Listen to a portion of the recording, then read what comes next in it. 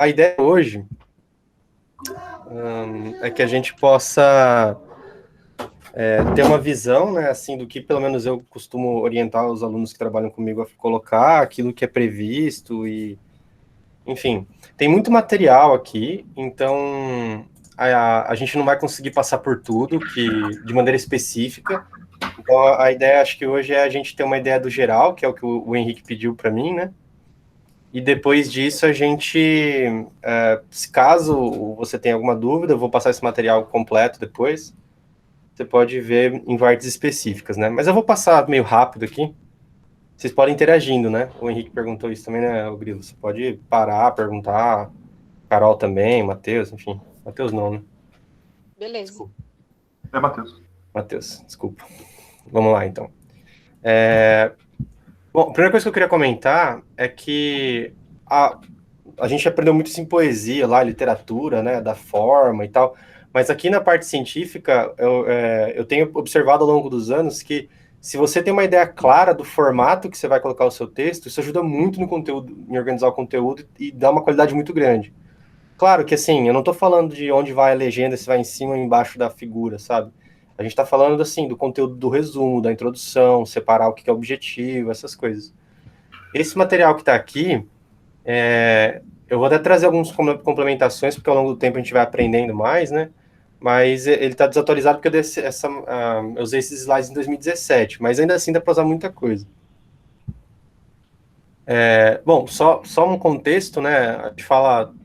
Normalmente a gente fala dissertação para mestrado, tese para doutorado, às vezes o TCC tem gente que chama de monografia, né? Eu ia falar geografia. Mas a monografia, ela né, como definição, esse texto final pela supervisão de um orientador. De alguma maneira, ele parece um relatório, mas ele, no fundo, ele tem um quê a mais, porque aqui a gente está interessado não só em representar algo que foi feito, não só reportar algo que foi feito, mas também discutir, né? Trazer uma luz do ponto de vista científico de como que aquilo acontece. Então, principalmente numa monografia, né, científica, seja ela uma dissertação de mestrado, uma tese de doutorado ou de TCC, a ideia principal é que você consiga discutir os dados. Então, se eu tivesse que colocar a minha visão, eu entendo que no TCC, o que eu espero de um aluno como um engenheiro que está se formando, é que ele consiga ver os resultados que ele obteve. Lógico, chegar nos resultados é um desafio, não tenha dúvida disso, né? Então, você organizar o seu pensamento, você conseguir projetar o seu experimento, fazer uma revisão da literatura, entendendo tudo isso, olhar, tudo isso é importante. Mas quando você tem um resultado, a sua contribuição é a discussão. Isso para a dissertação, isso para a tese, porque é aí que você vai sair do teu trabalho e ir para a área, né? Eu já vou explicar mais ou menos o que isso significa. Só fazer um comentário. Eu acho isso muito foda no TCC. Assim, na engenharia a gente não tem essa... Isso que o Gustavo está falando para a gente não tem na engenharia. Não tem ninguém que fala para a gente, é muito importante a discussão, o resultado tal. A gente passa 5 anos fazendo um laboratório, fazendo um relatório, que é tipo, pega isso aqui, faz e me dá o resultado. Pega isso aqui, faz e me dá o resultado. A gente sempre acha que o clímax é na entrega do resultado. No texto não é a entrega do resultado o clímax. O clímax fiz tudo isso, li tudo isso, realizei tudo isso. O que eu tirei disso? Baseado nisso, eu entendo isso, baseado nisso, isso não funciona, baseado nisso, dependendo do seu ponto de vista, do seu caso de uso, isso aqui é desse jeito. Isso que é o bonito da engenharia. E aí, inclusive, embora eu concorde que pareça com o relatório final, tem muito a ver com o relatório final, é inclusive uma crítica que às vezes a gente consegue dar num texto. Cara, teu texto está parecendo um relatório, velho. Uhum. Porque você só fez. Você não extraiu informação daquilo, você não extraiu conhecimento, sabedoria daquilo. É muito foda. Mas... É isso que vai separar a gente de uma pessoa que trabalha só na técnica, né? Todo trabalho é importante, toda etapa é importante. Mas o engenheiro, e mais especificamente ainda o cientista, ele tem que saber interpretar isso, né? Então, a gente vai discutir depois com um pouco mais de calma, mas se você tem, sei lá, um gráfico de força contra tempo e tem lá algum perfil, alguma coisa acontecendo, você colocar o gráfico e falar, olha, isso aqui foi o que eu obtive do experimento, isso é resultado, isso não é discussão, isso aqui não diz nada, entendeu? Então, digo você mais, fala assim, olha... por exemplo, no tempo tal teve força máxima, no tempo tal teve força mínima, isso não agrega em nada também. Exato. Você tem que Então falar, você por tem que que... naquele tempo teve força máxima? Por que naquele tempo teve força mínima? Por que teve o Schraggles ali descendo? Isso.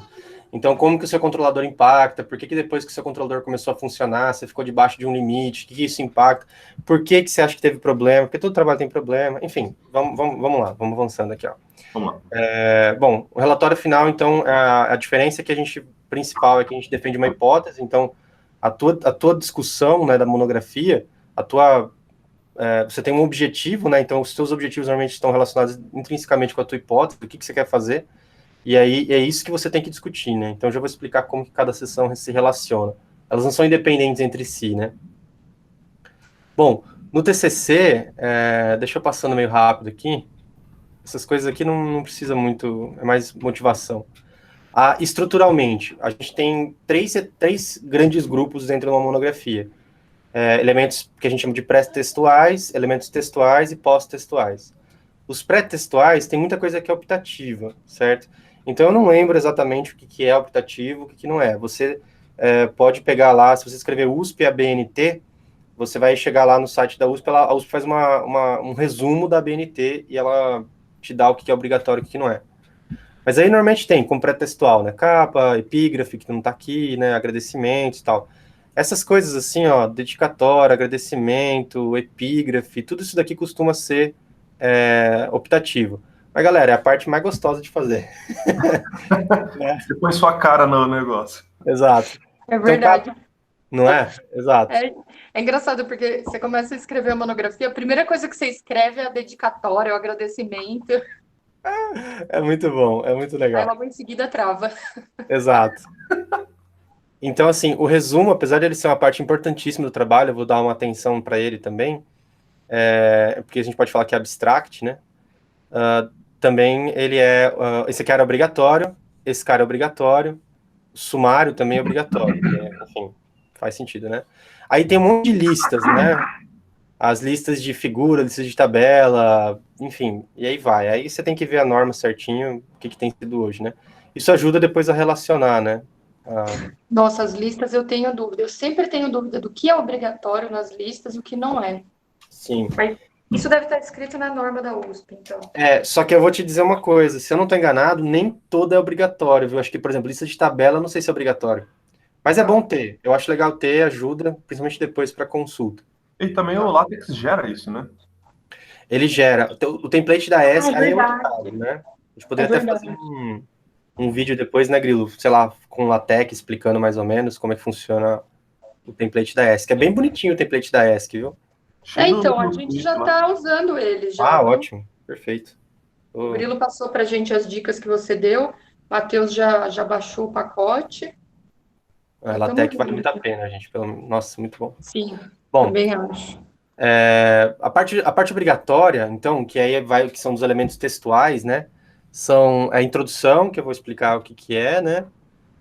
Os objetivos. Então a introdução ela tende a responder essas perguntas, né? De maneira bem sucinta, tipo uma página. Eu dou umas regras de dedão assim, mas veja que é tudo meio que de dedão mesmo. Os alunos de TCC normalmente eles não têm nunca escreveram um texto desse praticamente, né? Então não tem muita noção o quanto é bom e o quanto é ruim. Então eu vou dar umas sugestões. Sugestão, né? Aí os objetivos, normalmente quando você tem que fazer o TCC1, você coloca um cronograma também. TCC2 não precisa, porque já está encerrado, né? Você faz a revisão da literatura, materiais e métodos, resultados de discussão ou discussões, conclusão. Aí vem os elementos pós-textuais, que são esse cara aqui tá dentro, então esse material precisa ser atualizado um pouco. Aí os materiais pós-textual são os apêndices, anexos e tudo mais, né?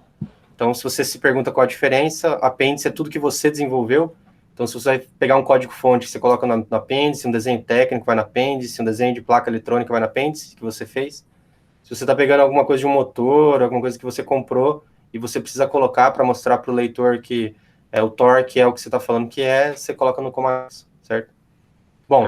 Nessa parte, eu acho interessante falar, por exemplo, no caso de código-fonte, não coloque códigos extensos no meio do texto. Só que, por exemplo, imagina que tem uma parte do seu código que é extremamente importante e você, tipo, tem bastante você pensou bastante para fazer isso, é uma parte muito importante. Você põe aquele excerto dentro do texto, tipo, olha, o código teve que fazer isso, por causa disso, não sei o que, arquitetura de software, não sei o que, lá, e saiu desse jeito aqui. Aí eu acho, pelo menos, né, Gustavo pode comentar também. Aquela partezinha você pode até colocar para comentar sobre ele. Aí você põe depois. O código completo está no apêndice e tal. Sim, bem observado. Geralmente, falando também um pouco sobre artigo, né? A gente não coloca código-fonte nunca em artigo. Sim, porque código, né? Exato, é muito curto o artigo. E você vai para pseudocódigo, fluxograma, né? Porque daí fica também agnóstico de linguagem que o usuário quiser usar. Correto. Mas aqui sim, o Grilo tem toda razão. Se às vezes algum desenho é importante para você, você pode trazer, mas de maneira simplificada, né? Não. Imagina você tá lendo o texto, de repente o autor tem, sei lá, 6 páginas de código em Java. Não faz sentido nenhum, entendeu? Não vai ajudar em nada. Então a ideia. Oi. Isso vale também para algum modelo de simulação? Por exemplo, eu vou trabalhar com Simulink, vai. Daí, seria errado também se eu apresentasse o meu modelo no meio do texto, então? Não, depende. Talvez o modelo mais alto nível seja legal, ou então você representar ele por um diagrama de blocos.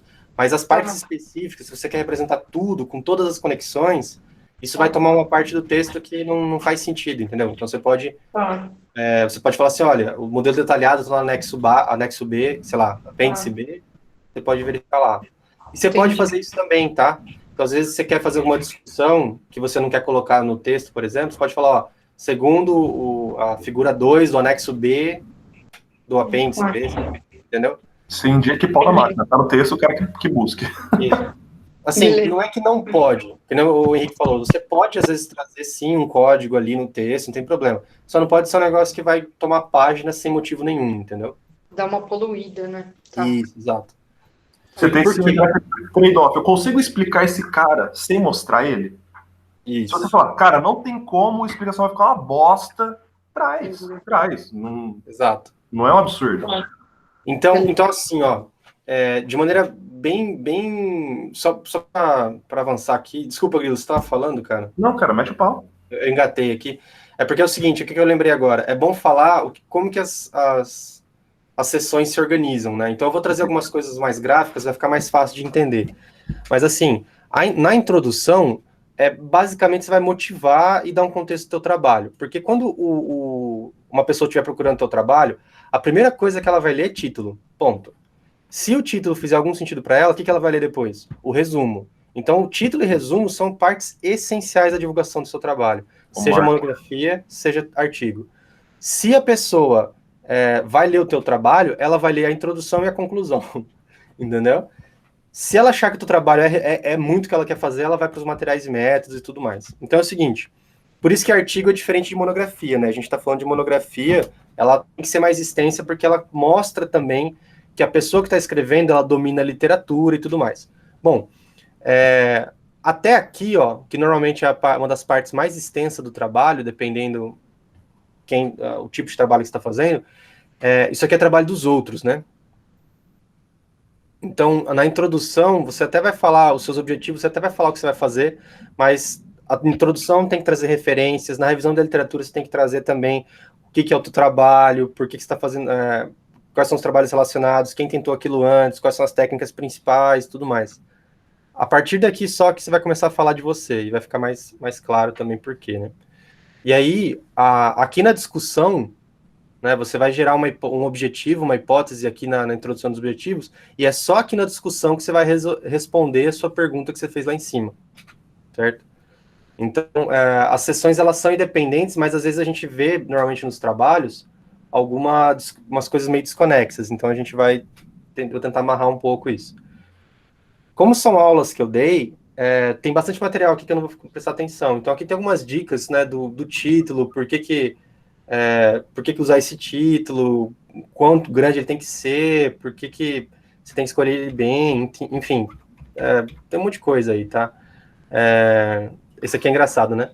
Então, um bom título é Associação entre Utilização de Diurética e Mortalidade Cardiovascular, ou então, tipo assim, sei lá, ataque cardíaco ao ir no banheiro. Então, você tem que tentar colocar termos interessantes ali para o seu trabalho. Bom, aí eu falo de comprimento de título, enfim, um monte de coisa. Por exemplo, né, o título tem que ser específico também, né? Então, é muito comum em TCC a gente ver título muito genérico, né? Tipo, ação de antibiótico em bactéria. Mas qual foi a bactéria, qual foi o antibiótico, por que aquilo você está analisando aquilo? Então, você fala controle de um motor de corrente contínua, não diz nada, entendeu? Então, é bom você trazer um pouco também dentro dos parâmetros, assim, né? Enfim. Eu lembro do Zucoloto falando, o TCC, monografia, artigo, não é uma escrita de romance com suspense. Isso, exato. Não é isso. Se você puder, cara, já põe o introdução, resumo e conclusão dentro do título. Exato. Eu Quanto vou mais falar exatamente melhor. Bem observado, Grilo. A gente vai entrar mais em detalhe nisso daí. Deixa eu só falar do resumo rapidinho, porque o resumo, como eu disse, o título talvez seja uma das partes mais importantes do teu trabalho, e o resumo é essencialíssimo, assim. Para quem faz revisão biográfica em pesquisa, é fundamental. Isso daqui é importantíssimo, ó. O resumo é um resumo, ele é uma versão miniatura do seu trabalho. Se ele é uma visão miniatura do seu trabalho, ele tem que conter todas as seções da sua pesquisa, do seu texto, certo? Então é o seguinte, ele vai ter que ter desde a introdução até as conclusões dentro dele, certo? Muito bem. Aqui, ó. Esse daqui é o formato de um resumo. Ele começa desde lá da motivação da introdução, que ele é mais geral da tua área, e ele vai afunilando, você vai para cada 2, 3 linhas, né, cada 2, 3 orações, você vai afunilando até chegar nas suas conclusões. Então, como o Henrique falou, logo no título, se você conseguir de alguma maneira colocar o teu principal resultado, você já coloca. Senão, você já vai colocar ali no resumo os seus principais. Então, quando você tiver tudo pronto, na hora de entregar o teu TCC, você vai pegar cada sessão, bem juntar elas em todos, e na conclusão você já vai trazer os principais resultados. Olha, eu diminui o tempo de manufatura em 15%, eu diminui o gasto de energia de tanto, trazer um pouco essa sensibilidade numérica é legal. Apesar que na área de robótica, especificamente, o pessoal não costuma trazer tanto isso, ele só fala, olha, funcionou, foi validado. Mas é importante, eu pelo menos acho importante. E lembrar que resumo é um texto corrido, né? Não é bullet. Ô, Gustavo. Você tem que fazer um texto que escreva no capa, sabe? Isso, pode falar. Isso que você falou também me lembra um pouco que, às vezes, eu já tentei começar a fazer o trabalho pelo resumo. E eu achei que não foi uma boa. Porque, Bem na verdade, observado. você só consegue escrever o resumo depois que você terminou o trabalho, né? Então, acho que o resumo não é uma boa parte do trabalho para você iniciar. Tipo, resumo e deixa ele para o final, né? Exatamente. Tem muita gente que faz o resumo primeiro, depois desenvolve o trabalho e não volta a corrigir o resumo. Depois fica totalmente desconexo. Fica desconexo mesmo. Uma coisa tem nada a ver com a outra. O resumo não representa o trabalho, né? Assim, é bem isso que você falou mesmo, Carol. O que daria para fazer, por exemplo, ó, terminei a introdução, não vou mais mudar, por algum motivo você acha que tá bom, você pode fazer o começo do resumo. Mas o resumo é uma página, menos de uma página, então é coisa rápida, né? Eu recomendo deixar para o final. É uma boa. Eu também diria que seria melhor. E tem umas coisas aqui, tipo assim, não colocar citação, não colocar fórmula, não colocar, enfim, é uma área muito nobre, não ficar enchendo, tomar cuidado com essas coisas de repetição, enfim, essas coisas aqui depois vocês leem com calma. Enfim, certas palavras que não precisa, né, porque normalmente resumo de artigo e de monografia você tem limite, né, então você ficar colocando coisas que fica só enchendo linguiça na parte estética, na parte de português, fica porcaria, né, enfim. Eu acho muito bonito quando você vê um texto técnico que não tem palavras subjetivas. Aquele negócio que o Gustavo acabou de mostrar, aponta certa dificuldade. Véi, isso é extremamente subjetivo. Uhum. É subjetivo e ela não serve para nada, né? Então, assim, isso daqui são coisas que você vai adquirindo com o tempo, depois que você vai revisando. Aqui quem faz TCC já está no fim do curso, né? Mas para quem está fazendo uma pós-graduação, isso aqui é importantíssimo. Uhum. Essa daqui é uma foto do que mais ou menos seria um bom resumo. Claro que isso daqui é uma sugestão. Você pode mudar um pouco ali. Mas você tem que, na primeira frase, já mostrar qual é a tua área, assim, puf. Depois você já faz ali uma justificativa breve do porquê aquilo é importante. Já vou falar que é a introdução. Depois você já fala um pouquinho do que você fez e das principais contribuições. Então, tudo isso tem que caber em algumas, sei lá, 300, 400 palavras. Fica como... Aí, enfim, tem várias maneiras de você estruturar um resumo. Várias maneiras. Eu não vou entrar em detalhes agora, depois, se quiserem, a gente pode fazer uma outra ligação sobre como começar um resumo, como colocar a estrutura. Tem uma ferramenta que é da matemática, que depois você está, inclusive, no site do Zucoloto, você pode entrar lá depois, que ele tenta, é uma ferramenta para te ajudar a escrever esse tipo de coisa. Eu, particularmente, nunca usei, mas é legal, pelo menos, ter umas ideias, né? Isso é bacana, assim.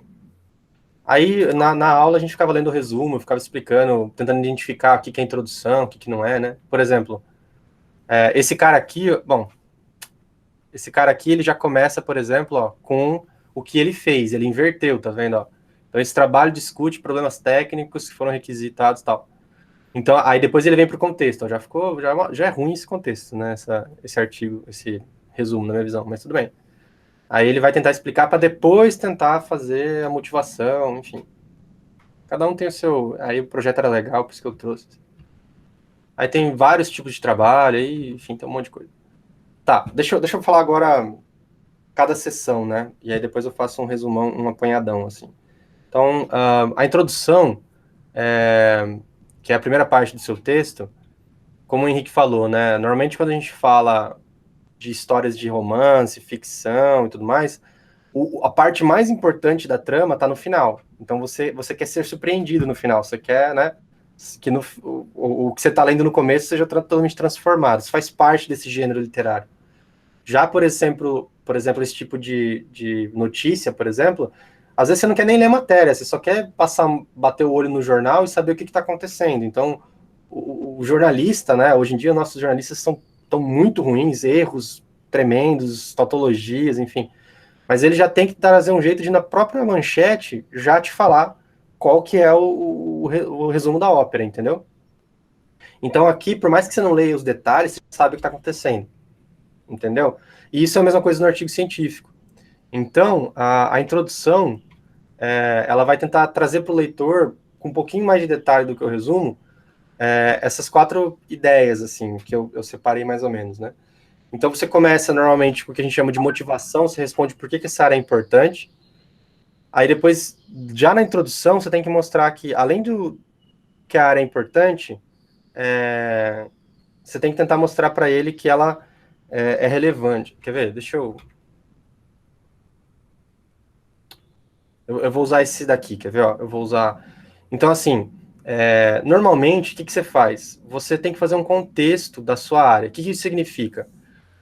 O primeiro parágrafo, eu diria, né? O primeiro parágrafo da tua introdução, ele teria que conter o contexto e a motivação. Eu vou atualizar um pouco o material aqui, que eu dou algumas dicas a mais aqui. Então, esse contexto de motivação, o que ele significa? Você tem que falar logo no começo qual que é a sua área. Então, por exemplo, se você trabalha, vamos supor, no meu caso, eu trabalho com manufatura de grandes estruturas.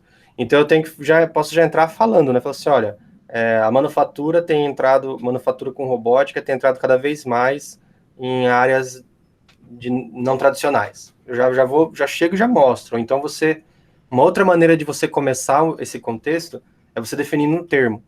Por exemplo, sei lá, manufatura inteligente é um tipo de manufatura utilizada no contexto dos 4.0 que reúne tal coisa. É um outro tipo de você começar a sua introdução.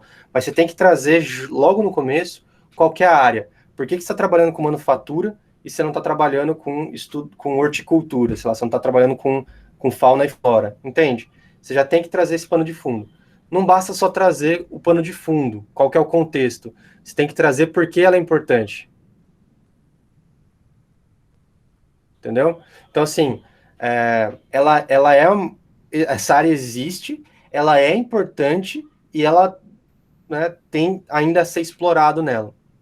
Depois que você motivou, né, você fez o contexto, que explicou o que é a sua área, e depois você motivou, você explicou porque ela é importante, isso daqui a gente está falando de um parágrafo não é um parágrafo de 2, 3 linhas, né? A gente está falando aqui, sei lá, de 6 a 9 linhas, a 8 linhas, coisas desse tipo. É um parágrafo agressivo, digamos assim, né? Robusto, bonito. Depois que você fez isso, aí você vai falar, o que você vai fazer depois que você fez o contexto e a motivação? Você vai fazer mais um parágrafo explicando, por exemplo, depois que você falou, né, o que é importante, você vai tentar funilar. Então, você vai trazer, assim, talvez um gap, né? Vamos pensar aqui num gap. O que é o gap? O gap é a lacuna. Ou seja, qual que é o problema, um problema dentro dessa área? Você pode afunilar, pode fazer um outro parágrafo para motivação, isso depende um pouco. Mas aí você vai falar assim, olha, essa área existe, ela é muito importante, só que tem um problema aqui, entendeu?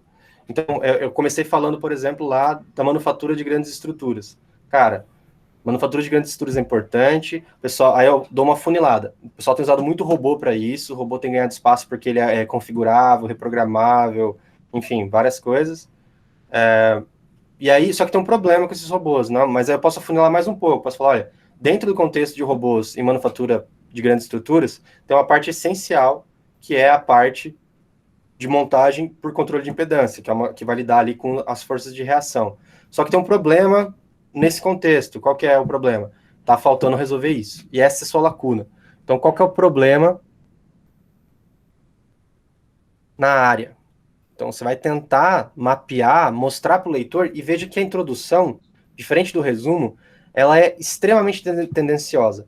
Então, você vai trazer ali artigos, vai tentar trazer referências que eles vão tentar mostrar para o leitor, cara, a minha área, ela não só existe, como ela é muito importante, e ela tem um monte de problema que não foi resolvido. Então é o seguinte, depois que você fala da lacuna, você tem que trazer um pouco de quem tentou resolver e como, né? Perceba que aqui não é revisão bibliográfica ainda. Aqui é só assim, ó, por exemplo, na área de controle de impedância, a gente tem uma grande dificuldade de reatividade. Quando o robô encontra um problema, ele não consegue reagir a isso. Por quê? Porque normalmente você tem controle baseado em posição, você tem controladores de impedância de baixa reação. Como que eu posso resolver isso, então? Como não, né? Aí eu vou falar, bom, tal pessoa em 2017 tentou aplicar um modelo assim, só que isso gerou esses problemas. Tal outra pessoa tentar resolver problema assim. Então, em 2, 3 parágrafos ali, né, de 1 a 2 parágrafos, 1 a 2 parágrafos, você vai tentar mostrar para o leitor que a tua área ela existe, é importante, tem um problema, não resolveram, e aí você vem com o terceiro ponto, que é o propósito, né? Gustavo, Oi, eu tenho uma dúvida. pode falar. Eu vou dar o exemplo, acho que do contexto do meu trabalho e do Matheus. A gente quer mostrar que a gente vai resolver um problema usando uma metodologia, só que assim, o que eu penso? Essa metodologia, ela não é uma novidade, mas aqui no Brasil, ela ainda não consegue ser aplicada na indústria. Então, assim, tudo bem se o meu gap for exclusivo aqui no Brasil? Veja, sim, perfeito. O TCC, Carol, especificamente, ele não busca originalidade estritamente. Então, você não precisa que o aluno faça um trabalho que seja original obrigatoriamente. É necessário que o aluno treine sua capacidade de síntese, a capacidade de análise, discussão e tudo mais, né? Agora, do ponto de vista de pós ou então de artigo científico, você vai precisar motivar um pouquinho mais ao cara que vai ler o teu trabalho de justificar porque aquilo é importante. Então, assim, do ponto de vista de business, de negócio, é perfeitamente plausível. Do ponto de vista científico, talvez você tenha que dar uma esmiuçada e mostrar alguma coisa que tá faltando ali. Tá, bom, isso já me faz pensar então em qual ferramenta que eu vou usar. Uhum. Que, por exemplo, eu sei que no Simulink o pessoal já domina bem como que faz esse trabalho que eu quero fazer. Mas no OpenModelica, não. No OpenModelica isso ainda é novo. Então talvez isso me ajude a direcionar até a ferramenta que eu vou usar. Tá, entendi. Sim, do ponto de vista científico, veja que a gente pode ser bem específico, tá? Então, por exemplo, você às vezes pode, sei lá, ir afunilando a sua discussão, o seu problema, até o ponto que você chega e fala assim, olha, tem um componente aqui, que é, sei lá, o componente X, que o pessoal teve muito estudo, só que esse modelo aqui não está refinado o suficiente. Então, nesse trabalho maior, a gente vai focar mais nele, por exemplo. Então, é por isso que é muito comum numa dissertação, numa tese, você ter, às vezes, as publicações que saíram daquele trabalho não serem exatamente o que você fez na sua tese, no sentido de que você tinha um objetivo maior na sua tese, né? Então, para publicar, você pode ser bem específico. Entendi. Gustavo, Pode falar. no caso do TCC deles, que é o que eles estão preocupados em entregar no momento, não vai, eu imagino, pelo menos no caso deles, não vai haver lacuna, provavelmente. Não, mas pode ser uma lacuna tecnológica nesse caso, não tem problema. Pode ser falar assim, olha, isso aqui já é dominado em algumas empresas, mas é software proprietário, a gente não tem acesso, vale a pena a gente tentar fazer algo aberto, entendeu? Isso, Tá. isso é legal também. Sim, sem dúvida, sem dúvida. Uhum. É questão Então, de a lacuna que eu adaptar vejo... a lacuna ao trabalho. Isso. A lacuna que eu vejo do nosso trabalho é realmente a aplicação do Model Based nas indústrias brasileiras, é isso. Que a própria Embraer, que é gigantesca, ainda não consegue aplicar o Model Based em todo o processo dela. Perfeito. Da hora. E mesmo assim, se você, por exemplo, lê um trabalho que você está tentando reproduzir, porque é válido isso no TCC, você tentar reproduzir um trabalho que já foi publicado, que já é uma dificuldade, né? Normalmente o que você publica já é o resultado, pode né? também? Hã? Pode fazer isso também? Pode. A princípio no TCC pode. É bom que você traga alguma especificidade do aluno, né? Que o aluno tentou trazer ele para algum equipamento do laboratório ou coisas desse tipo. Por exemplo, um objetivo do seu trabalho pode ser: gostaríamos no laboratório de ter esse conhecimento. Eu fui, estudei esse conhecimento e trouxe para o laboratório. Pronto, esse foi o meu objetivo desse trabalho. Isso. A tua lacuna, por exemplo, ela pode ser uma lacuna muito semelhante a esse trabalho que vocês estão usando como referência. Então, eu quero modelar esse tipo de subsistema da aeronave. Então, a gente precisa fazer isso porque outras pessoas não fizeram, ou então quem fez não está em software aberto, a gente quer, ainda é um problema real.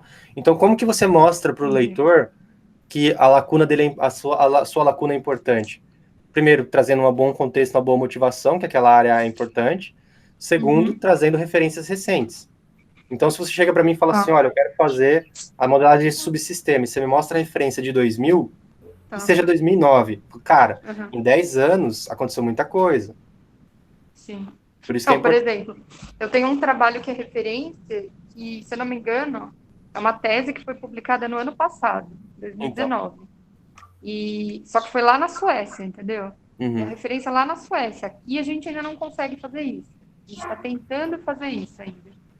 Não, perfeito. Sempre dá para você fazer o que o cara fez, se você conseguir no tempo, e dar aquele... eu vou avaliar, por exemplo, a gente está pensando num ambiente muito científico, né? Então, por exemplo, você pega lá o resultado do cara, ele usou, sei lá, hiperparâmetros alfa e beta para escolher um certo componente lá. Olha, eu vou dobrar o alfa e manter o beta e vou analisar qual que é a resposta final do meu sistema se eu ajustar esses hiperparâmetros. Isso é um trabalho científico, entendeu? Então, a tua lacuna... Faz um deltazinho, né? Exatamente, é um incremento, entendeu? Não precisa ser algo disruptivo. E que, assim, veja, tá muito, né? Mas eu até tirei aqui, porque essa discussão do que é ciência, do que é tecnologia, de como que a gente faz isso, é muito difícil. É muito complexo, né? Como você vai escrever tá impactar junto do que você está fazendo, né? Enfim. Bom, vocês podem ir parando aí, tá?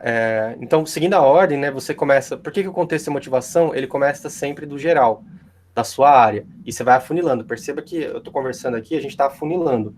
A gente está trazendo o leitor para o nosso trabalho. Então, a gente falou o problema, e agora a gente vai falar o quê? Vai falar o propósito. O que é o propósito? Ele responde à lacuna. Então, assim, olha, esse problema existe, e eu vou fazer isso para resolver esse problema. Então, você não vai falar um problema que não existe, entendeu? Quer dizer, você não vai resolver um problema que você não falou. Você tem que falar o problema que você quer resolver. Você tem que convencer o leitor que aquele lá é um problema. E aí, o último parágrafo, depois que você fez o propósito, você pode colocar um último parágrafo, que pode ser falando sobre a estrutura do trabalho, ou coisas desse tipo. Então, assim,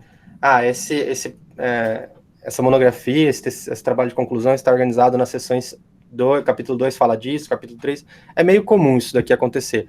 Mesmo que você não coloque isso daqui, na minha visão, e pelo que eu tenho lido nos livros de escrita, você tem que acabar, o último parágrafo é o teu propósito, porque daí você dá o gancho para tudo que vem depois, certo? Depois que você faz a motivação, né, depois que você faz a introdução e motivação, que eu chamo às vezes essa parte de motivação, mas você pode chamar de qualquer outra coisa. Eu faço uma outra subseção, que aí eu coloco os objetivos. Acho que vai ter isso depois, mas já vou aproveitar. E aí, objetivo, a gente tem 2 tipos de objetivo, que é o chamado objetivo geral, que esse daqui é assim, em uma frase você tem que falar o que você vai estudar. Então, eu falo assim, ó, estudar, verificar, sei lá, analisar o impacto do modelo X no sistema Y. E como fazer isso, sei lá, você bem, assim, é geral, mas assim, o que você vai fazer, né? E depois você vem com os chamados específicos. Os específicos, você transforma ele numa lista, em bullets, que são essa tarefa geral quebrada em pedaços, que quando você somar todo mundo, você chega no objetivo geral. Então, para você fazer o geral, você tem que fazer essas subtarefas. Não precisa ser nada muito complexo. Coloca lá um conjunto de tarefas que você planejou e tudo bem. Normalmente não é uma coisa que, pelo menos aqui no departamento, a gente dá fica batendo muito cabeça com isso, tá? Bom, sobre a introdução, tem várias maneiras, como eu disse, de você começar uma introdução. Então, você pode começar, como eu disse, definindo um conceito, você pode começar declarando por que aquela área é importante. Tipo, no meu mestrado, eu comecei falando que economicamente o robô industrial só está crescendo nos últimos anos. É uma maneira, entendeu? Começar a introduzir a pesquisa de uma grande área, um comércio, sei lá. E você tem várias maneiras. Você pode falar, enfim, o que vai na lacuna, né? Você pode falar um problema de requisito, uma dificuldade que tem enfrentado, um problema de pandemia, alguém que fez algo na pesquisa anterior, você só vai continuar. Tem várias maneiras também de você definir o que é essa lacuna. Enfim, tem as definiçõezinhas aqui, o que eu coloquei aqui. Objetivo e cronograma, já falei. Bom, revisão bibliográfica agora. Vocês querem comentar mais alguma coisa de introdução? De boas. De boas? Vou passar rapidinho aqui por revisão bibliográfica, que é uma parte muito importante do trabalho, os alunos têm muita dúvida também, né? Então, por mais que você fala do propósito, dos objetivos, ainda você não fala nada, você não vai falar nada do que é seu. É tudo do que é dos outros, né? Eu até faço uma brincadeira, né? Como que você pode ficar reconhecido, né? Eu fiz essa brincadeira com os alunos. E aí, no mundo acadêmico, eu fui trazendo algumas pessoas importantes, assim, né? Essa daqui era uma cientista brasileira que foi importante na época com as pesquisas com o Zika vírus, na época, né? E a pergunta é, a maneira de você ficar famoso, a resposta é, né? No mundo acadêmico é ganhando citação, então seu trabalho tem que ser relevante. É assim que você, né? Fazendo trabalho de alto impacto. Bom, isso daqui é raciocínio. Então, assim, a revisão bibliográfica, ela vai trazer, ela tem dois pontos importantíssimos na minha visão. Como você vai dividir ela, vai depender da sua área. Mas ela tem que ter, de maneira bem grosseira, 2 coisas muito importantes. Ela tem que trazer a sua relação com a área. Então, no sentido assim, que a gente chama isso daqui normalmente de trabalhos relacionados, né? Então, geralmente, você pode... Quer dizer, eu já comecei a minha sessão de revisão com essa área, já terminei também. Então, assim, a área de trabalhos relacionados é o específico do específico do específico. Então, que nem a Carol falou que teve uma tese lá da Suécia que saiu ano passado. Essa tese, ao que me parece, é um trabalho relacionado. É um cara que tentou fazer coisas muito parecidas numa área muito parecida que você está fazendo. Às vezes, o teu trabalho, a tua área, pode ser que a tua aplicação ela seja tão específica mesmo, vou usar essa palavra de novo, que você não consiga um trabalho igual ou continuar um trabalho. O que você faz, então? Você pega partes correlacionadas. Então, por exemplo, no trabalho de manufatura, eu tenho que fazer rosqueamento com robô. Então, teve gente que já tentou fazer rosqueamento com robô, mas também tem trabalhos de encaixe de material, tem trabalho de inteligência artificial. Eu tenho que tentar trazer um pouco isso. Só que quando eu falo trabalhos... Só vou encerrar, Grilo, rapidão. Quando eu falo de trabalho relacionado, é o trabalho que de fato tentou fazer o que você está fazendo. Aqui, a outra parte são as técnicas e estudos importantes. Então, eu falei, tem técnica de inteligência, técnica de inserção, de encaixe. Isso são outras formas de estudo. Então, eu vou explicar isso. Pode falar, Grilo. Por exemplo, no meu caso, eu estudo Network Control System e do ponto de vista mais macro, né? O que a galera faz é, por exemplo, alguém modela um certo evento do sistema, alguém faz experimento com certa coisa do sistema, ninguém faz os dois juntos. Então, eu até agora não achei um trabalho relacionado que faz o que eu estou querendo fazer. Do ponto de vista do doutorado é bom, do ponto de vista de quem está fazendo doutorado é uma bosta, porque você não tem muito onde se basear para desenvolver. Então, o meu trabalho relacionado vai ser como se fosse duas metades. Inclusive, eu falo isso no texto. Ninguém está fazendo isso que eu estou tentando fazer. Quem fez, simulou isso dessa maneira e ficou só na simulação. Quem experimentou isso dessa maneira e não trouxe o modelo. Eu estou querendo fazer os dois. E isso tem que ficar claro para o leitor lá no resumo, na introdução já, que não tem, entendeu? E aqui na revisão, você vai ter mais espaço para tentar discutir isso, entendeu? Mostrar. Você tem que mostrar o que você espera de uma revisão bibliográfica quando eu leio. Você espera duas coisas, que a pessoa que vai ler, né, perceba. Você não está escrevendo, com todo respeito aqui, né? Você não está escrevendo para o seu vizinho ler. Se seu vizinho for engenheiro, minha fala está errada, mas, sei lá, você não está falando aqui para uma pessoa, sei lá, da área de biológicas que vai ler o teu trabalho. Essa pessoa não é foco desse texto. Então, quem está interessado no texto que você está fazendo? São outros engenheiros. Então, é uma linha muito tênue você escrever um texto assim, porque a gente escreve para um público, a gente quer publicar num blog, sendo que quem vai ler é o teu orientador, entendeu? Quem vai ler é um outro professor na banca. Então, é uma linha muito tênue, porque ao mesmo tempo que você está escrevendo para um cara que é engenheiro, pode ser que ele não conheça alguma das técnicas. Então, quando você vai ler uma revisão biográfica, eu espero ver aqui que você domina o quê? Que você conhece os trabalhos mais relevantes, que você conhece as técnicas que o pessoal tem usado, que você sabe organizar isso, escrever de forma sintética, todo esse conhecimento. Então, assim, se você for pegar, por exemplo, manipulação robótica, se você procurar por manipulação robótica agora, em qualquer base de dados, facilmente você vai ter mais de 10 mil artigos, facilmente. Só que, assim, 10 mil artigos é impossível de você ler, e também não são 10 mil artigos que tem a ver com a sua área. Então, você tem que saber, você encontrar artigos relevantes envolve você conhecer os termos da sua área, envolve você achar os trabalhos principais, separá-los, quais que vão aqui. Então, assim, eu costumo dar umas sugestões para os alunos, falo assim, cara, para um TCC, eu acho que uma média, sei lá, de 8 a 10 trabalhos é um número razoável, entendeu? Do tipo assim, olha, eu li 10 trabalhos ao longo sei lá, em 10 meses de TCC, você lê um artigo por mês, facilmente. Ou você lê tudo no primeiro mês. E aí você tem uma noção do que está rolando. Só que você tem que trazer o quê? Você tem que trazer 3 tipos de artigo.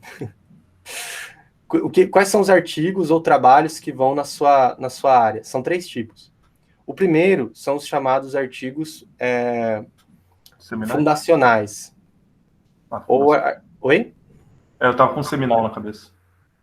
O seminal, na verdade, é um outro... pelo menos o que eu entendo da palavra seminal, é uma outra categoria, e outros que são chamados de estado da arte.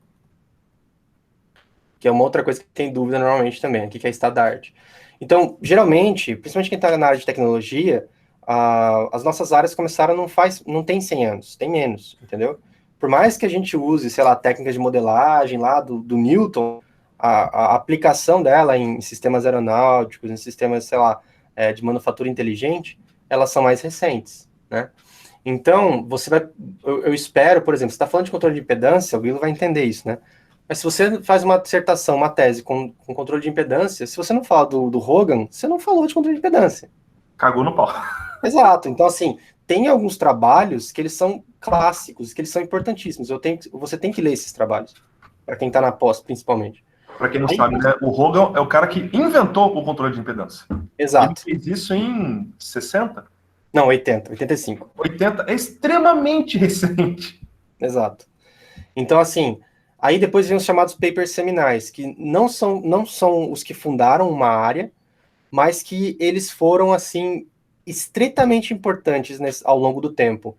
Então, não existe essa relação, mas necessariamente. Mas se você pôr um eixo do tempo, você começa com os fundacionais, passa pelos seminais e acaba no estado da arte. O que é o pessoal do estado da arte? São os mais recentes. Então, assim, não é que não pode ter paper antigo. Você tem que ter um paper antigo que seja relevante. Normalmente, como que é um paper relevante? São papers que saem em artigos de revisão. Então, o cara que faz... Se você tem a chance de ter um artigo de revisão na sua área, você vai procurar os papers importantes naquele trabalho, porque ele já vai separar para você. São papers que tiveram muita citação, são papers que estão muito relacionados com o seu trabalho eventualmente. E o estado da arte são, assim, eu diria que num lapso de 2 até, sei lá, não, de 0, né? Melhor se você tiver algum de 2020, mas de 0 até, sei lá, até uns 3, 4 anos atrás no máximo. Então, 2016, eu já diria que não é quase estado da arte, entendeu? 2017 já tá quase já saindo também. Então, tem gente, lógico que eu tô sendo muito rigoroso aqui, tá, pessoal? Tem vezes que não... depende da área, mas assim, você precisa estar ciente, quando você for para a banca, você tem que falar assim, o cara vai perguntar, bom, você está pesquisando isso daqui, você precisa me convencer, então você tem que mostrar que é uma área importante e que ninguém fez, mas não tem que ter todo esse arcabouço de conhecimento, entendeu? Você tem que tentar mostrar para ele por que isso é importante. Por exemplo, imagina assim, você fala, a área importante, área importante, área importante, o artigo mais importante recente disso é de 2011. O cara, tá, se é importante, por que ninguém está pesquisando isso? Exato. Então, por exemplo, você pode motivar, sei lá, sempre tem uma coisa assim, tem algum desafio de alguma instituição, alguma, sei lá, a ONU com os negócios da ONU lá, você pode tentar justificar que está nesse contexto, que são coisas relevantes, entendeu? E aí você fica meio que pautado, ainda assim você está justificando. Se é algo que não vinha tendo essa... Porque vira e mexe as áreas são recicladas, né, pessoal? Então, sei lá, a gente fala de Deep Learning agora, que está bombando, mas as técnicas de Deep Learning já existem desde os anos 60, 70, entendeu? Então, enfim. Então, essa é a ideia de revisão biográfica. Como você vai dividir e tudo mais, para a galera de TCC, eu costumo dividir em, sei lá, em 3, mais ou menos, 3 ou 4 subcapítulos, certo? Subseções. Então, às vezes você vai falar alguma coisa do modelo, do hardware, do software e trabalhos relacionados. Mas aí, o Henrique e a Carol podem pensar melhor depois, né? Já tem mais experiência. Cara, uma dúvida meio idiota que eu sempre tenho, e mais pra frente eu vou falar a mesma dúvida. Por exemplo, você vai usar Python no seu projeto. Pessoal, eu vou precisar sair porque eu tenho um compromisso agora. Tudo bem, Carol. De qualquer maneira, a gente tá gravando, então depois... Às 11 horas, tá bom? Isso. Opa. Beleza. Gustavo, obrigada. Por enquanto, a apresentação tá ótima. Tenho certeza que Legal. vai ajudar bastante Feliz nós de ter dois, ajudado. eu e Matheus. Valeu, bom dia. Muito Tchau. obrigada. Tchau, gente. Até mais. Tchau. Fala, Beto. Tipo, imagina, eu vou usar Python. Eu faço uma revisão bibliográfica de Python, que é uma coisa recente, é uma ferramenta importante. Então, não. Por exemplo, no meu trabalho, eu uso uma ferramenta de... Calma. Sim ou não, eu já vou explicar já. Não, tudo bem. Eu sei o contra-argumento disso, tá ligado? É exatamente essa discussão que eu quero falar sobre. Porque vai que o Matheus quer fazer uma revisão de C++, começa a citar Bjarne Stroustrup, sabe? Isso, exato. Então, eu ia falar justamente isso, né? O que eu já vi, que acho que é um caso clássico, é assim, eu quero fazer, eu uso no meu robô uma garra pneumática, então, que é uma garra que abre e fecha com acionamento por ar. Aí, na revisão bibliográfica, então, eu vou fazer uma revisão bibliográfica de, tipo assim, qual que é o ar, qual que é a composição do ar, como limpar o ar, como fazer ar ar comprimido. Qual que é o ciclo de Krebs da... Não, exato. Não, por quê? Porque isso é uma técnica, isso daí está disponível. Então, o professor de engenharia que vai ler o teu trabalho, ele vai ler e falar, olha, eu usei uma garra controlada por pneumática. Acabou, ele já sabe o que é, entendeu? A não ser que você vai fazer uma garra pneumática nova. Aí sim faz sentido, talvez não fazer uma revisão biográfica da composição química do ar, mas explicar alguns componentes pneumáticos, porque que eles impactam no teu modelo final, entendeu? Então, assim, é complicado. E principalmente quando a gente fala de pós-graduação, por exemplo, a galera lá, o Glauco tem a galera da cirurgia robótica. Você imagina uma pessoa que vai defender um trabalho desse de cirurgia. O cara vai ter que ter especialista em sistemas robóticos, um cara em sistemas biomédicos, um médico e, sei lá, um físico biomédico. Cada uma dessas pessoas é especialista na sua área. E o pobre doutorando, o pobre mestrando que está ali defendendo o seu trabalho, ele não conhece tudo aquilo. Então o cara vai olhar para aquele trabalho, o médico vai olhar, ele vai falar assim, por que você não colocou uma revisão biográfica de tal coisa? Ou por que você não colocou tal coisa? Você entende? Então, assim, é difícil, essas áreas multidisciplinares. Oi? Esteja preparado para isso. Na verdade, é necessário que você tenha uma banca assim, porque a pessoa tem que contribuir para o seu trabalho, né? Se você chamar todo mundo igual, não vai ter contribuição diferente. Perfeito. Enfim, vamos avançar aqui. Tem várias coisas aqui de revisão biográfica que você pode ler depois. Então, assim, na revisão biográfica você tem que ter figura de trabalho parecidos, tem que ter tabelas, tem que ter dado, enfim, tudo que você conseguir trazer é interessante. A gente pode depois abrir aqui algum documento nosso e dar uma olhada. Aí, base de dados, essas coisas você já deve saber, vou passar isso aqui direto. Para trabalhos muito técnicos é importante usar parte de patente, principalmente projeto mecânico, acho que não é o caso de vocês. Falo de plágio, tudo bem, o que define plágio, não tem problema. Isso daí é muito sério, parece zoeira, mas é muito sério. A FAPESP tem uma seção específica com o nome do pesquisador e o que ele fez e qual que é a punição que ele tem lá. Então, depois você pode procurar lá na parte de boas práticas científicas da FAPESP o que o pessoal tem feito, né? Então Tipo você fica, sei lá... Né? Hã? Hall of Shame. Bem tenso. E veja que não é qualquer Zé Bisnaga, você está falando de Faculdade de Ciências Farmacêuticas de Ribeirão Preto, né? Aqui é a USP, o anterior é a Unesp. Então, assim, a gente tem que tomar muito cuidado. Eu não lembro o que é isso daqui. Isso daqui é mais coisa de como fazer uma tabela, por que fazer uma tabela. Posso ficar explicando para vocês, enfim. Mas não é o caso também, tá? Deixa eu ir passando aqui. E também, dependendo da moda da BNT, muda a tabela também. Muda. A BNT como eu digo, é uma norma, não é uma lei, né? Só isso aqui é importante, que normalmente os alunos erram também. Normalmente, quando você quer usar uma sigla, né, você primeiro define a palavra extensa e depois a sigla, e você sempre usa a sigla a partir de então. Nunca volta para o extenso. E não é o contrário. Tem gente que costuma escrever USP entre parênteses, escrever o que significa aquela sigla. É o contrário, né? Mas tudo bem. Isso daí é detalhe. Como fazer equações, como que a BNT exige. Beleza. Já para o final aqui, a parte de materiais e métodos, agora sim você vai colocar o que você fez. Então, tudo que você vem desenvolvendo até agora, é agora que você vai descrever, né? A primeira, assim, a dúvida mais recorrente que a gente tem sobre materiais e métodos você tem que colocar aqui no seu trabalho o final, ponto. Eu fiz esse projeto, não deu certo, eu revisei, eu fiz outro teste, não deu certo, eu mudei aquilo. Não. Qual foi a solução? Os resultados que você está apresentando vieram de que solução? Você discute aquilo. E todo desenvolvimento? Cara, todo desenvolvimento, ele é valiosíssimo. E isso vai para um relatório interno do laboratório, que não tem nenhuma dessas maracutaias aqui. Isso daqui, né, acho que isso é uma primeira coisa que a gente tem que lembrar. Esse trabalho, ele vai ser completado por você, avaliado, julgado, você vai embora, esse trabalho fica. Ele vai estar disponível para toda a comunidade USP e todo mundo do mundo, na verdade, que quiser acessar o teu trabalho, vai poder baixar. Então, se você faz porcaria, é o resto da sua vida, meu amigo, que vai ficar coisa feia aí no banco de dados da USP, tá? E não é à toa, né, que a gente vê ministro, a gente vê um monte de político aparecendo aí, o pessoal vai caçar essas coisas. Por quê? Vai ver o que o cara fez, né? Enfim, vamos lá. Tô viajando demais aqui, mas beleza. Então, agora sim, materiais e métodos é o que você fez e ela responde o teu propósito. Então a revisão bibliográfica, ela era valorizando o que os outros fizeram, né, a lacuna, e aqui você vai falar do teu propósito, né, vai descrever ele, como você fez, por que você não fez, etc, etc. Normalmente é o que você já sabe melhor, né, é o que você já manja.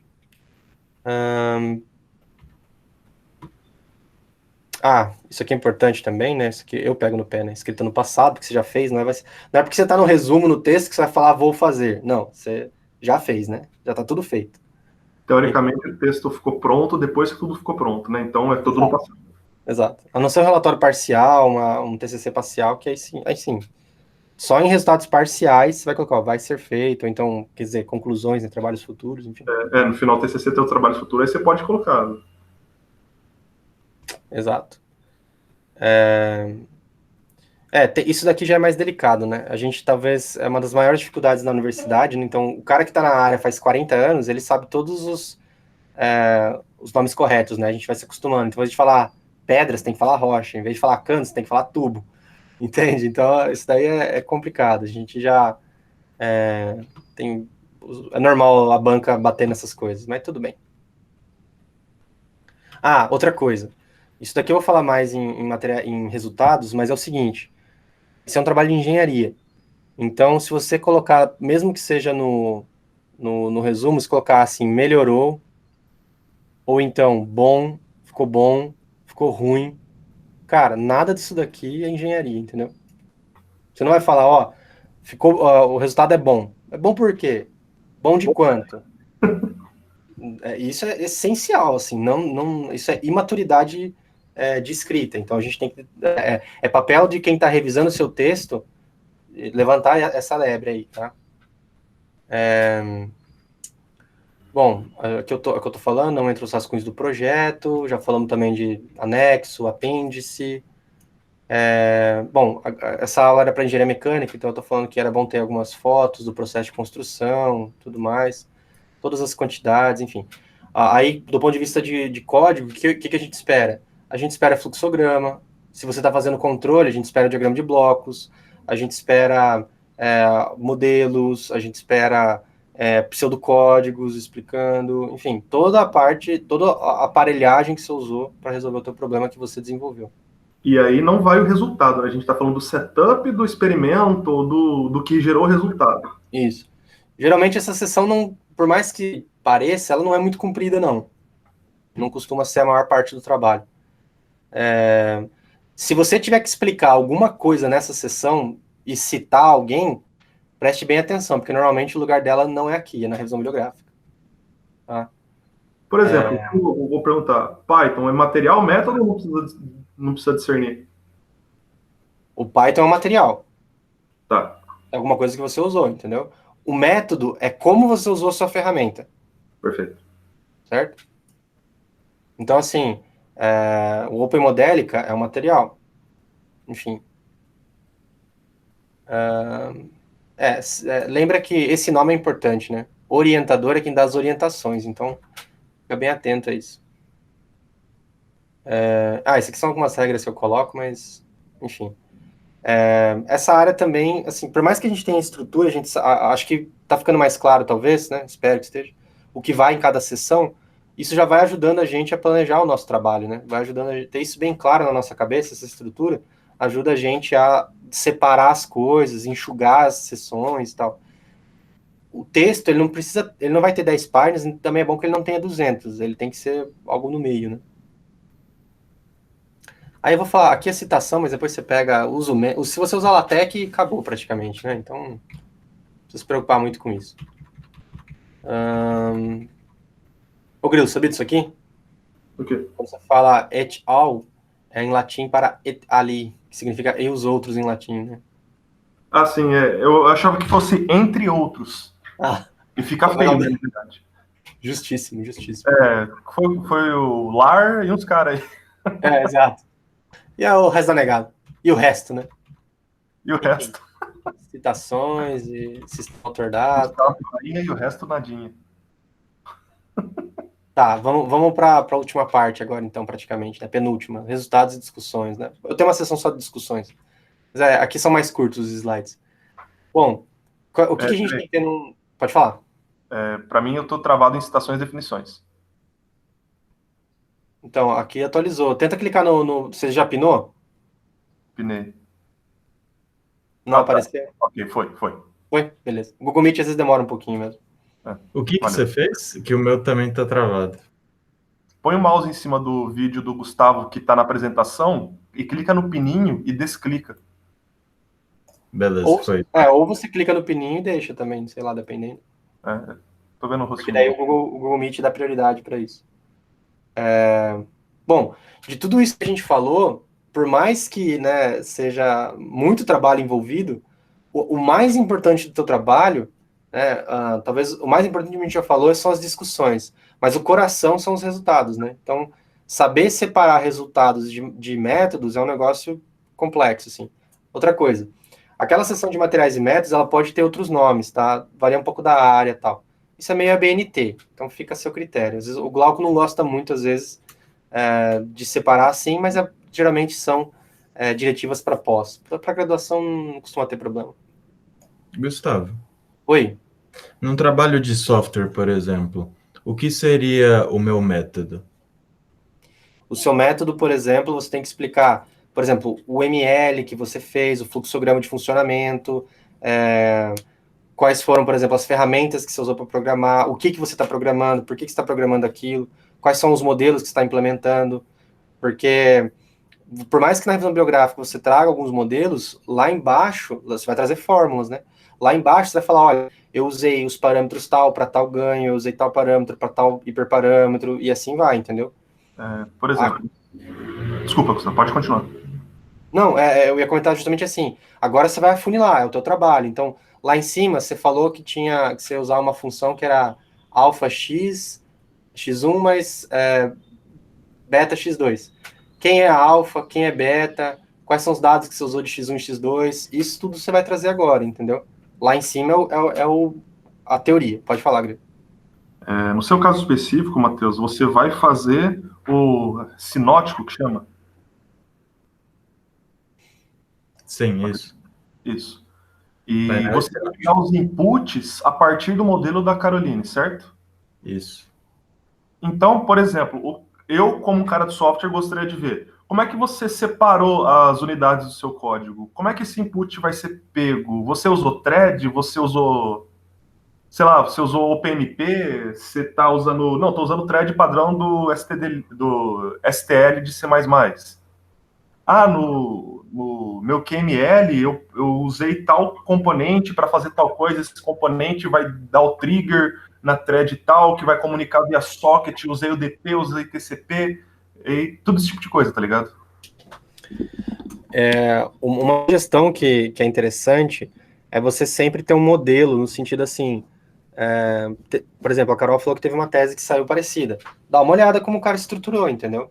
Tem as diferenças de país para país, mas tenta ver o que ficou parecido. Porque eu sou da área de robótica, então eu vou te dizer tudo que a gente precisa ter de robótica, mas de software já é um pouco mais específico. Agora, falar sobre isso, o que você precisa colocar é um pouco difícil, porque você está muito no começo do seu desenvolvimento. Na hora que você gastar um pouco mais os dedos, dar uma programada um pouco, que você tem algum protótipo do que você acha, às vezes nem vai ser o final, mas tá perto, você já começa a entender qual que é as suas dificuldades e o que você... Cara, material e método, você precisa colocar tudo o que é necessário para alguém refazer o seu trabalho. Porque a reprodutibilidade de um TCC, de um mestrado, de um doutorado, é extremamente importante. E eu acho que é exatamente isso que é o que dá trabalho no material e método. Porque, cara, o que eu preciso fazer? Eu preciso colocar que eu liguei o computador no dia de manhã para fazer... Não vou colocar isso. Mas foi um passo que eu fiz. Tá, velho, mas você não vai colocar isso, entendeu? Então tem uma certa linha aí para você colocar. Ó, isso aqui você precisa fazer para dar certo. Imagina que absurdo. Linux não tem suporte ao que eu preciso fazer. O Linux, o sistema operacional. Então eu fiz um patch no kernel para fazer isso funcionar. Põe um link pro seu patch, para a pessoa colocar o patch no sistema operacional dela e fazer funcionar, tá ligado? Isso é essencial, assim, porque muitas vezes, né, a gente é muito criticado pela banca porque a gente não colocou os passos de fato, né? Por exemplo, eu apresentei o meu trabalho de qualificação aqui entre nós, né? E eu usei lá umas técnicas de reinforcement learning. Para usar reinforcement learning, eu usei bibliotecas, frameworks, né? Específicos para isso. Aí o cara olhou para mim e perguntou se eu tinha pensado em usar TensorFlow. Só que eu percebi, o cara da banca, né? Só o cara da área de manufatura aeronáutica. Aí eu olhei para ele assim e falei assim, professor, eu usei. Mas é porque ele não sabia muito bem nem o que ele estava perguntando, entendeu? Porque o TensorFlow é um framework, ele não...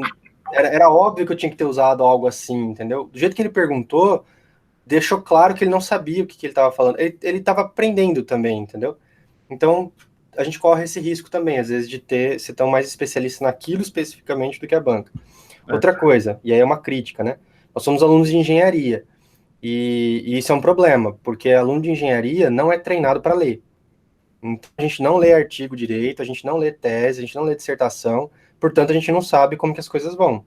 Então, a minha dica para você agora é, durante esse tempo, principalmente no começo, tenta criar uma meta, sei lá, vou ler um artigo a cada 15 dias, um por mês, pelo menos para ver como que a galera vai dividir. Isso vai...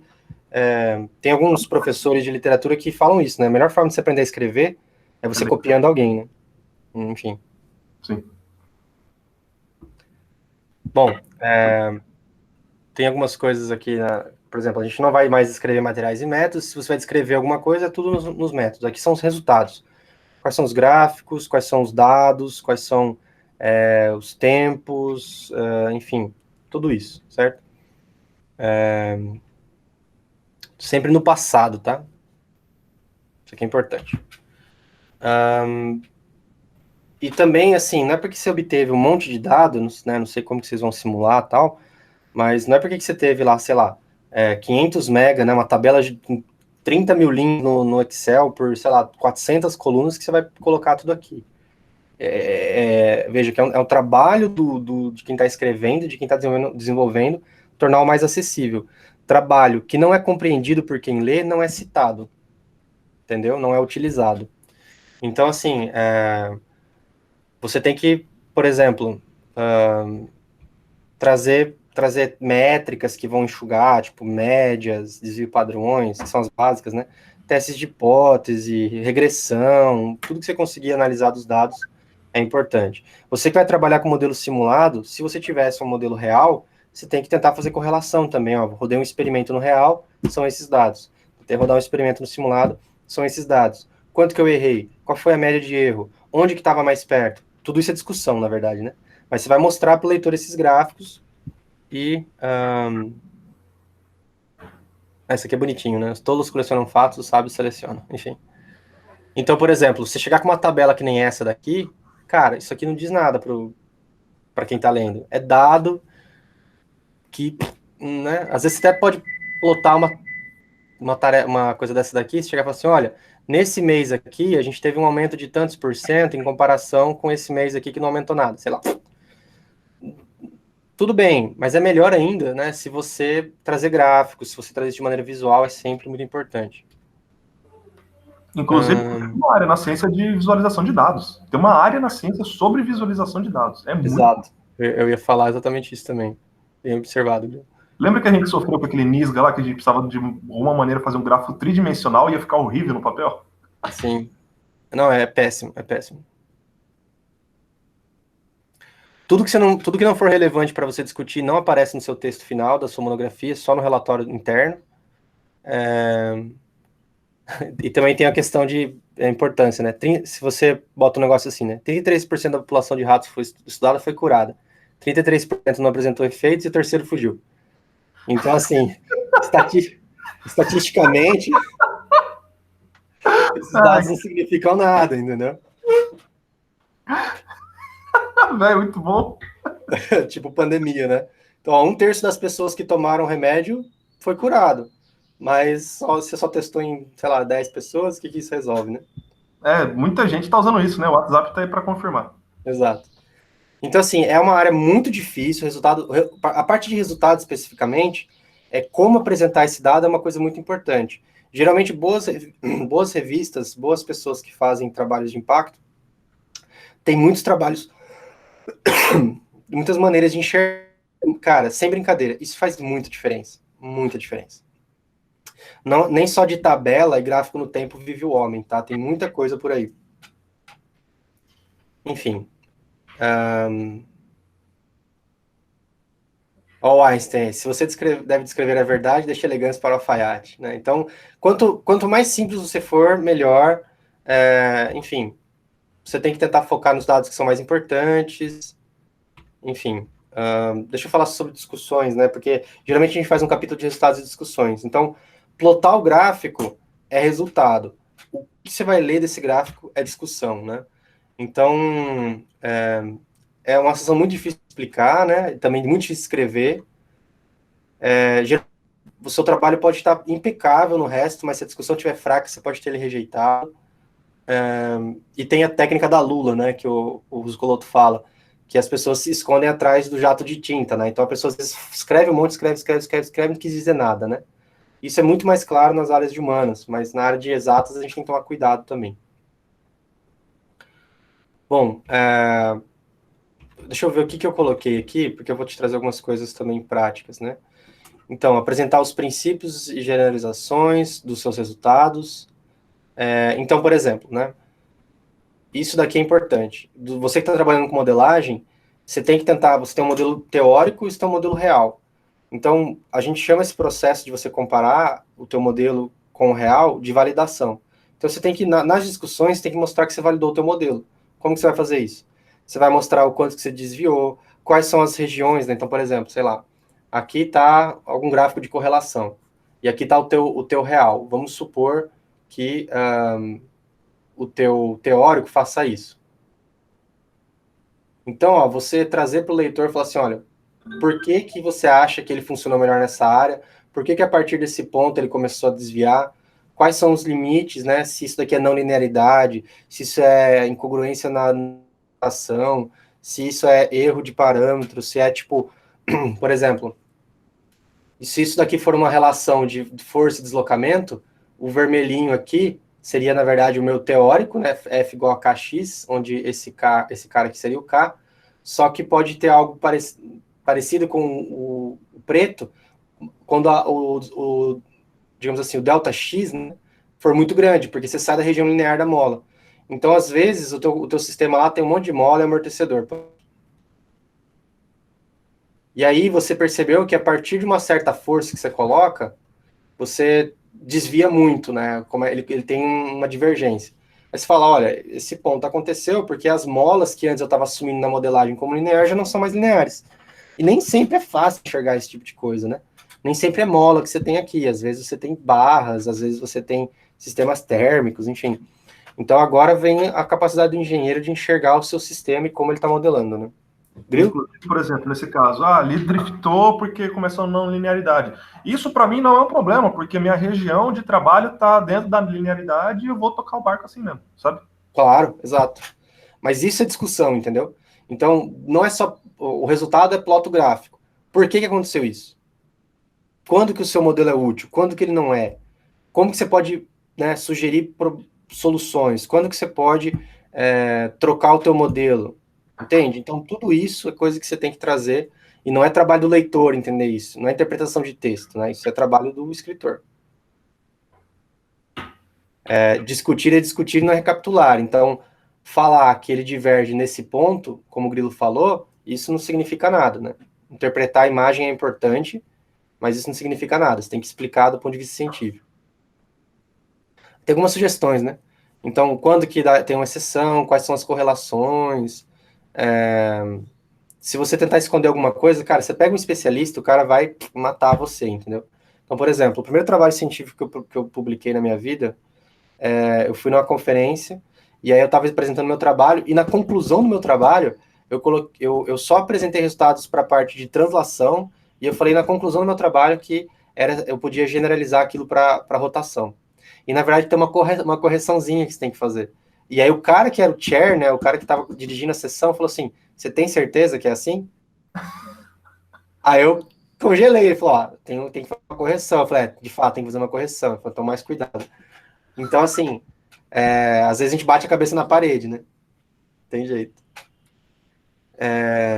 Se os seus resultados, por exemplo, forem diferentes do que foi obtido pelo cara lá da Suécia, é bom você, nessa parte, trazer, ó, segundo tal, o erro dele foi menor, mas quando eu fiz o mesmo experimento, eu tive um erro de tanto, né? Não é porque você fez um trabalho, né? Eu vi isso já também em defesa de mestrado, né? O cara, ele trabalhava com usinagem de cerâmica, e aí ele falou, olha, o resultado que eu tive nessa amostra, isso daqui desmente o maior engenheiro de cerâmica do Brasil. Aí a banca olhou para ele e falou assim, cara, você tá maluco? Você fez um teste, não é suficiente estatisticamente para você. E se você está se perguntando o que é uma referência, né, uma quantidade de dados suficientes, lá da estatística, se você lembrar, você precisa de um número de dados maior ou igual que 30. Porque se você tiver um número de gráfico n maior que 30, você vai ter uma distribuição aproximadamente gaussiana, né? Com média e desvio padrão aqui. Então, a tua distribuição, ela começa a se aproximar de uma distribuição normal, se os teus eventos forem aleatórios, ou seja, se os teus experimentos eles forem totalmente não correlacionados, e você tiver pelo menos 30 repetições. Se você fizer 5, você não pode falar que aquela é uma média que se aproxima do sistema. Pode falar que é uma média daqueles dados e aponta uma tendência. Fala aí, Grilo. Não, é exatamente isso. Você não pode generalizar se você não tiver relevância estatística. Sim. Outra coisa que você tem que lembrar na hora de discutir também é não só ficar metendo pau no teu modelo, é tentar entender como que o prático foi medido e quais são as coisas que no prático você não tem como simular, por exemplo, as hipóteses simplificadoras do teu modelo. Então, tudo isso você tem que trazer agora. Então, você fez a revisão, você falou quais foram, a maneira que você colocou, teve os resultados e agora você tem que juntar tudo isso e discutir. Normalmente, a sessão de discussões são sessões curtas, mas são extremamente importantes. Bom, a sessão de resultados, ela está ligada com a sessão de materiais e métodos. Então, são sessões irmãs. Qual que é a sessão de discussões? É a sua introdução. Então, você motivou, você colocou uma lacuna, você tentou mostrar por que é importante, e você vai discutir à luz daquela lacuna que você colocou lá no começo. E aí o teu trabalho amarra, entendeu? Então, não é uma discussão solta. Você tem que mostrar, de fato, que a tua lacuna, ela faz sentido aqui. Então, a introdução pergunta, a discussão responde. Se você faz... isso é importante, né? Questões mal formuladas levam a discussões ruins. Você não vai ter uma boa... Não vai significar nada, né? E é muito comum, a gente fala tudo isso, mas é muito comum um aluno de TCC isso de aprendizado, tá?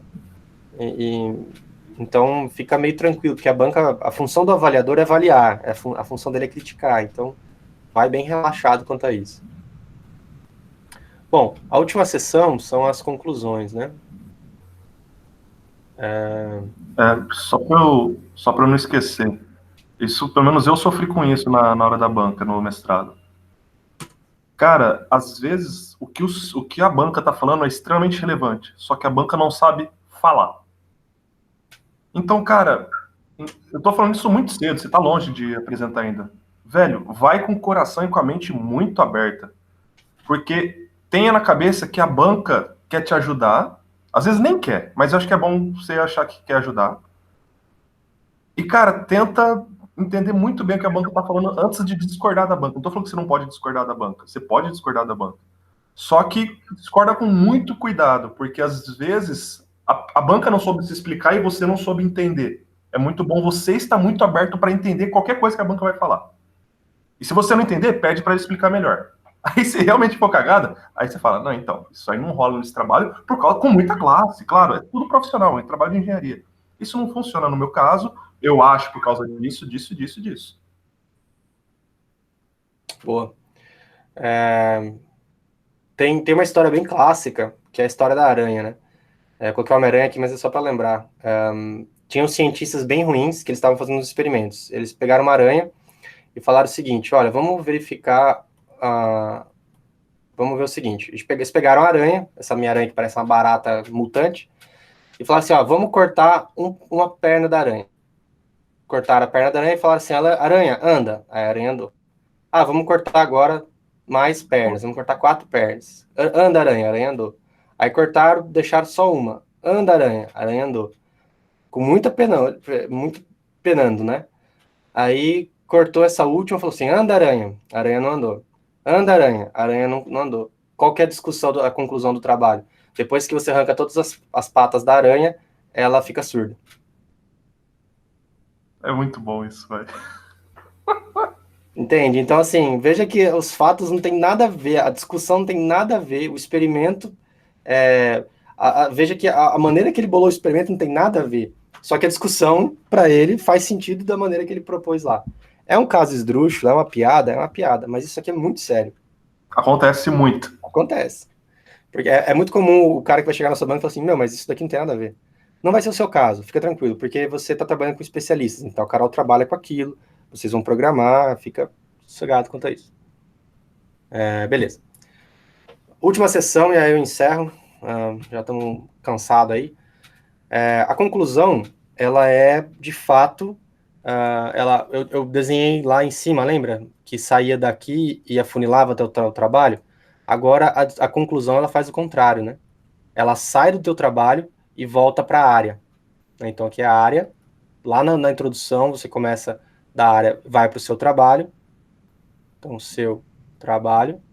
E você volta depois com as conclusões para a área. O que é relevante das coisas que você estudou, né? Começa específico, termina geral.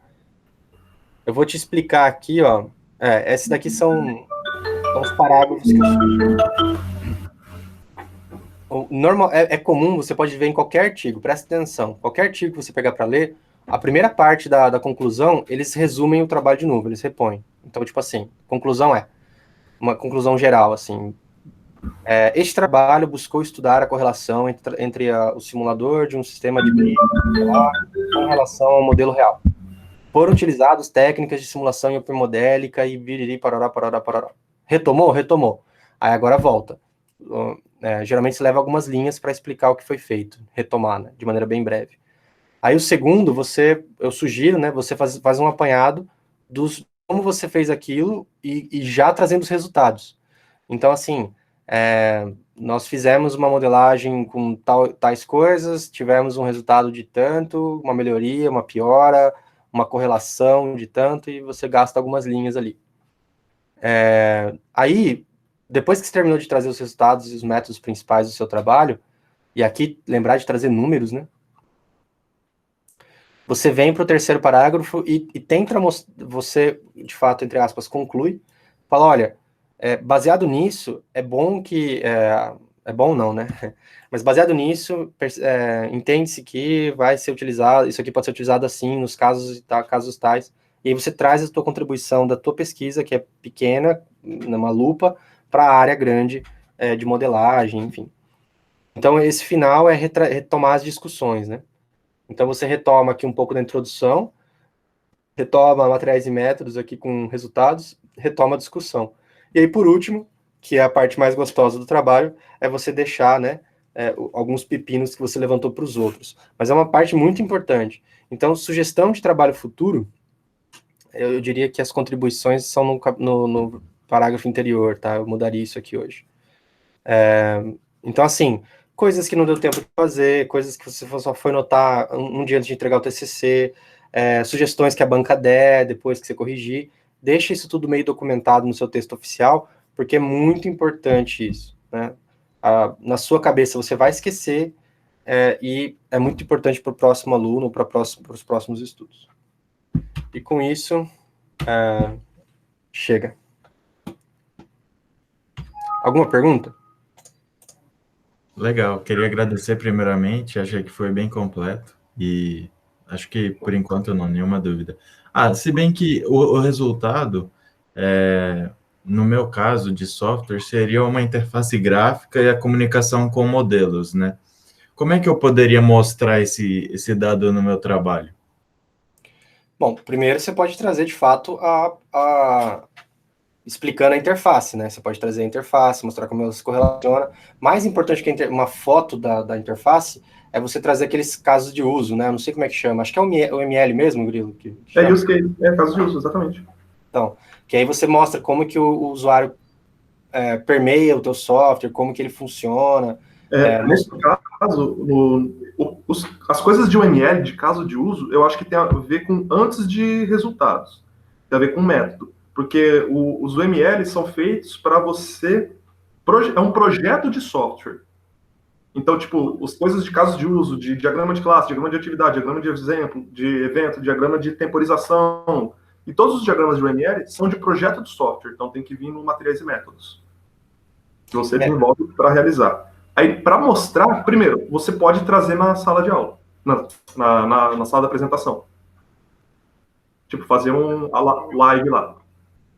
Não sei qual que é a melhor maneira de fazer isso. Às vezes você faz a apresentação inteira, fala obrigado, agora eu vou mostrar. Ou às vezes não, você para um pouquinho e mostra durante a apresentação. Não sei qual que é o melhor. O Gustavo pode comentar. A minha pergunta é assim, o teu propósito do teu TCC é fazer só a interface? O que você quer fazer?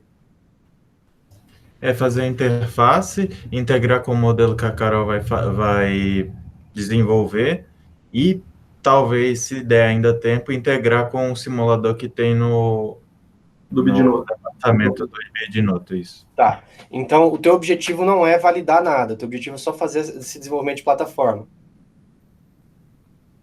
Isso, Só eu digo para poder entender, não estou menosprezando o seu trabalho, desculpa a forma de colocar. Não, que isso. É que para validar eu precisaria do sistema real, né? Que seria uma aeronave real e não teria esse contato para validar. Mas você tem modelos, você tem, por exemplo, o teu objetivo não é o modelo, o objetivo do modelo é a Carol, é isso? É ela que vai fazer essa parte, tá? Porque assim, eu sugeriria, pelo menos, você pode trazer alguns resultados assim. É claro que se você não trouxer, veja, você vai ter que trazer da revisão bibliográfica também, né? Então é complicado isso de fato, mas cara, eu preciso pensar um pouco, vou ser bem sincero, porque caso você vai fazer essa integração, a gente precisa ver como que isso pode ser colocado, né? Talvez uma maneira muito, digamos assim, muito simples, e também que ninguém gosta muito, na verdade, é você fazer por via questionário. Então, sei lá, você vai pegar 2, 3 pessoas, a Carol sendo uma delas, mas alguém que trabalha com esse sistema, e pedir para usar e te dar um feedback. E aí você mostra, sei lá, ó, os usuários da minha plataforma mostraram, mas aí eu acho que já foge da minha área de expertise completamente, porque daí tá numa outra dimensão. Eu não sou a melhor pessoa para te explicar como que você vai trazer isso. Eu não sei ainda como será que ele poderia ser, Grilo, como será que... Por exemplo, nessa discussão, eu acho que é importante perguntar isso para o BitNoto. Sendo ele um especialista na área, certamente ele vai dar alguma ideia de como validar isso para colocar num texto de TCC. Certamente ele vai ter alguma ideia de como fazer isso. O que pode ser feito também é, cara, no meu software eu estou gravando logs de tal maneira e os logs mostram que, dado uma entrada do modelo, eu estou salvando tal variável de tal maneira. Eu estou dando output também para o modelo e, de acordo com tal modelo, está mostrando que meus outputs para o modelo estão sendo recebidos de maneira correta, dado tal log também, e tal gráfico e tal não sei o quê. Sim. Isso também você vai... de novo, a leitura e conhecer a tua área vai te ajudar a ver como que as pessoas medem isso. Sem dúvida. Isso é muito importante, então buscar na literatura sugestões. Outra coisa... se você vai implementar, mesmo que seja no formato só de modelo, você pode tentar verificar questões de repetibilidade. Então, assim, será que a tua simulação tá sendo congruente? Fazer testes unitários, né? Aí o Henrique pode te ajudar melhor, assim. Então, como você pode tentar verificar se... na hora que você dá o clique, verificar se a saída está sendo congruente com aquilo que você espera. Enfim, coisas desse tipo. Uhum. Você vai ter o seu mapa de estados do seu software. Vai ser como se fosse uma programação dirigida por eventos. Então, em tal estado, tal ação tem que chegar em tal estado. Estando em tal estado, tal ação tem que chegar em tal estado. Então, dá para fazer esse tipo de coisa. Eu sei que é um pouco... mas os caras vão acreditar em mim? Eles estão já lendo o seu texto inteiro, eles estão só acreditando em você até agora. Assim, uma coisa que eu ia sugerir é o seguinte, eu tenho certeza que tem alguma maneira de você... como o Henrique comentou, conversando com o BitNoto, vocês encontrarem algum tipo de teste que vocês possam fazer que para você, vai ser basicamente uma consequência do que você já está fazendo e que vai virar uma quantificação ali, entendeu? Vai virar uma medida. Porque se você falar assim, não, eu só vou fazer a interface, eu diria para você, pensa um pouco além. Usa a interface como também para você uma plataforma você obter um resultado, entendeu? Porque senão, do ponto de vista da engenharia, que departamento que você é? Mecatrônica. Da mecatrônica? Então, do ponto de vista de engenharia, cara, não são todos os professores que espera-se de um sistema de mecatrônica apenas um software, né? Tem. Veja, você tem que escolher bem a tua banca. O Glauco é um cara que é amigável, né? Bastante amigável com relação a isso. E o Bidinoto eu imagino que seja também. Você poderia, enfim, e põe o Henrique e acabou. Mas eu diria para você, assim, caso você consiga desenvolver logo e você tem algum tempo, faz algum teste ali, enfim. Ou então, vê ali como quantificar. Acho que é um pouco cedo, talvez, para se preocupar com isso, né? Mas é bom se atentar a essa parte da validação para enriquecer mais o TCC, né? Sim. Isso eu ia comentar também. Não necessariamente você tem que ter contato com o modelo da Embraer. Você pode procurar na literatura, em tese, dados reais e você tentar simular aqueles dados no seu simulador e plotar. Falar assim, olha, os dados segundo esse artigo é isso, o meu deu isso. Foi coerente, deu erro de tantos por cento. Pronto. Perfeito. Legal, entendi. Beleza? Gustavo, Mas- cara, muito obrigado, velho. Foi muito completo. Sério mesmo. Legal. Que Muito bom. bom. Obrigado. Os Mas alunos da Unip estão muito bem servidos. Oi? Os alunos da Unip estão muito bem servidos. Ih, cara, faz anos que eu não dou essa matéria. Faz parte, faz parte. Mas beleza, então. Gente, precisando, assim, ó, tendo alguma dúvida da parte mais, como eu disse, como discutir e tal, o que colocar é mais difícil, como eu te disse, né, Matheus? Mas, às vezes, assim, tô em dúvida como que eu deveria representar tal. Sempre conversa com o Henrique também, com a Carol. Posso também ajudar, se tiver tudo específico, ó, na escrita do resumo, qualquer coisa, tô por aí, tá? Tem material por aí também, fica à vontade. Beleza, combinado. Valeu demais. Valeu, gente. Bom final de semana, né? Só uma dúvida, esse material você vai disponibilizar? Posso mandar sim. Fica